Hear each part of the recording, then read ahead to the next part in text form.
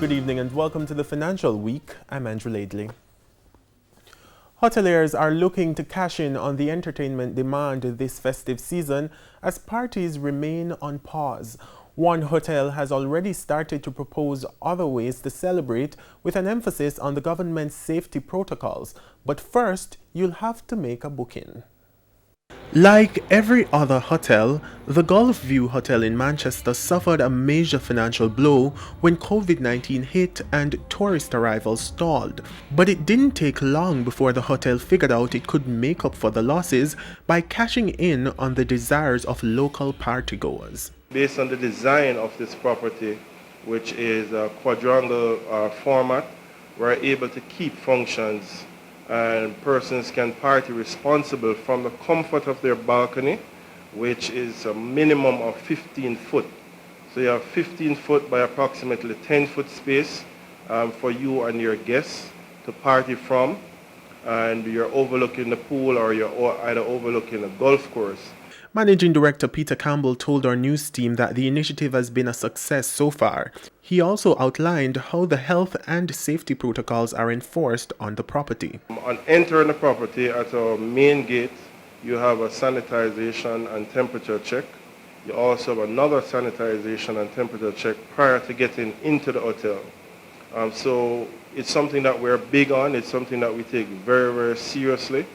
And all the temperature for our staffs are logged on a daily basis. We keep regular briefing with our staff as this thing evolves as to how to keep abreast with what's happening in the real world. At the same time, attendance is not open to the public. So we are not breaching any of the government outlines. Persons that are attending our parties are all guests at the hotel. So the minute they check in at 2, they stay on property until they feel the need to leave. As of such, the party usually starts about 7 and will go up until about 11 or midnight, thereabouts.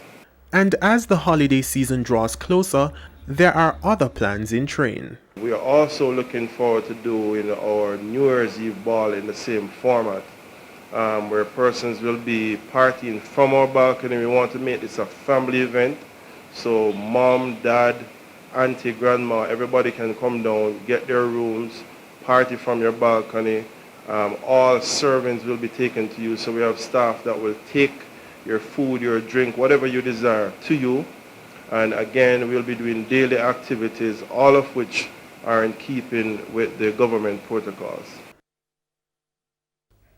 The Bank of Jamaica BOJ is reporting that the net international reserves NIR grew in October.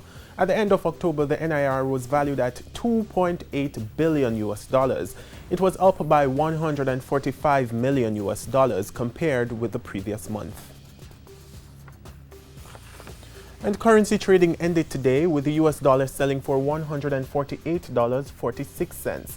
The Canadian is selling for $114.41. The pound closed at $195.21, while the euro is being sold for $178.42.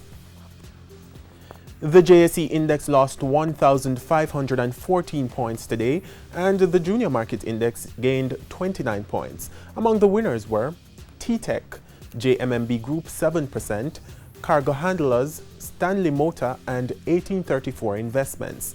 Now on the losing side were Paramount Trading, First Rock Capital Holdings US dollar shares, Jamaica Producers, SSL Venture Capital, and Siboney Group. And that's the Financial Week. I'm Andrew Laidley. Good evening.